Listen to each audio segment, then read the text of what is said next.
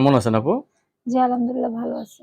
যাই ভালো থাকলে ভালো। কি মাদ্রাসার লাইনে লেখাপড়া করেন জি, নাকি? মাদ্রাসায় পড়াশোনা করি। সবসময় কি বোরকা ইউজ করেন? জি, সবসময় বোরকা ইউজ করি।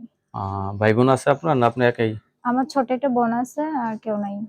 ছোট একটা বোন আছে, আপনার একটা ভাই আছে। এখন কি কাজ করেন আপনি? আমি কোনো কাজ করি না, মাদ্রাসায় পড়াশোনা করি। মাদ্রাসায় লেখাপড়া করতেছেন। যাই বিয়ে করতে চাচ্ছেন? জি, বিয়ে করতে তো চাইতেছি। 18 বছর পূরণ হয়ে গেছে, এখন তো বিয়ে করার ইচ্ছা আছেই। সবারই আচ্ছা। তো একটা সংসার জীবনের ইচ্ছা আছে। সংসার জীবনে ইচ্ছা নারীর জীবনে থাকে, পুরুষের জীবনে থাকে।